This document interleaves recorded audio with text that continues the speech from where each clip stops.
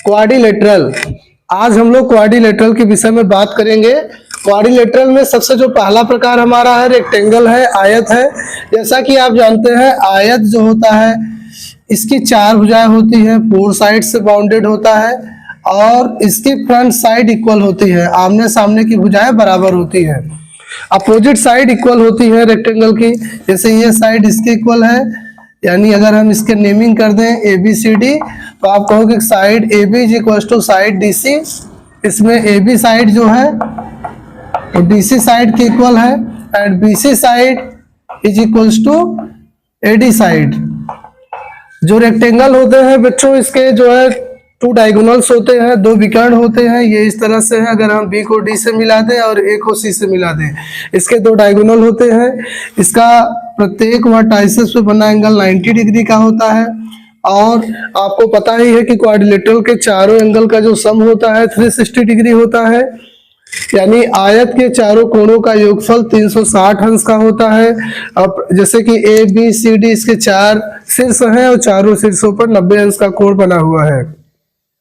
अगर हम बात करें वर्ग की, स्क्वायर की, तो वर्ग की सभी भुजाएं आपस में बराबर होती हैं, एक दूसरे के इक्वल होती हैं और सभी भुजाएं बराबर होंगी तो इसके दोनों विकर्ण भी आपस में बराबर होते हैं तथा प्रत्येक कोण 90 अंश का होता है। वर्ग का प्रत्येक कोण 90 अंश का होता है, सभी भुजाएं बराबर होती हैं, ठीक है। इसके भी 4 साइड ही होते हैं। अब यहाँ पे अगला है हमारा तीसरा नंबर पैरेललोग्राम, समांतर चतुर्भुज। समांतर चतुर्भुज में क्या होता है कि एक ऐसा चतुर्भुज जिसके आमने सामने की भुजाएं समांतर हो, यानी सम्मुख भुजाएं समांतर होती हैं। जैसे देखो इस भुजा की विपरीत भुजा ये है और ये दोनों भुजाएं आपस में समानांतर हैं और बराबर भी है।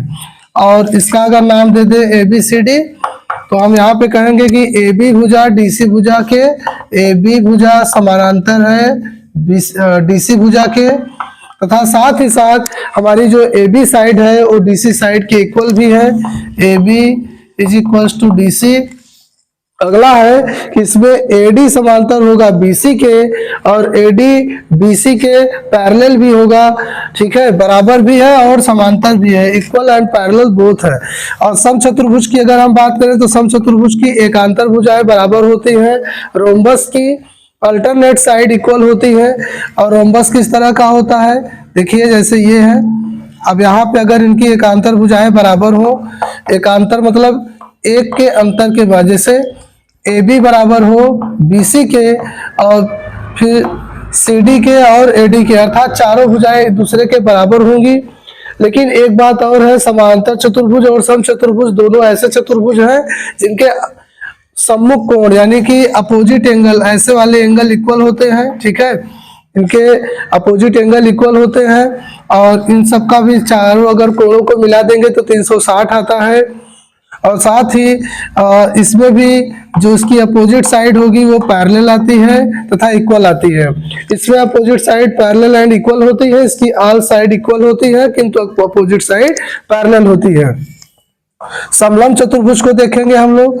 समलंब चतुर्भुज ट्राइपीजियम जिसे इंग्लिश में कहते हैं, यह इस प्रकार का बना होता है। इसमें क्या होता है कि इसका एक पेयर इक्वल होता है बट नॉट पैरेलल।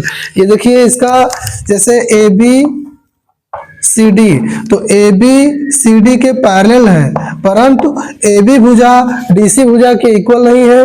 और साथ ही अगर हम देखें ए डी को बी सी के साथ तो ये इसके इक्वल है किंतु पैरेलल नहीं है, ठीक है। तो समलंब चतुर्भुज क्या है, जिसमें भुजा का एक पेयर यानी एक pair of one pair of side equal होता है बट नॉट पैरेलल, और जो पैरेलल होता है डज नॉट इक्वल होता है। पतंगाकार चतुर्भुज, एक ऐसा चतुर्भुज जिसका आकार पतंग के जैसा हो, ठीक है, यह भी 4 साइड से घिरा हुआ होता है और जो इसके विकर्ण होते हैं डायगोनल्स होते हैं वो इक्वल नहीं होते हैं।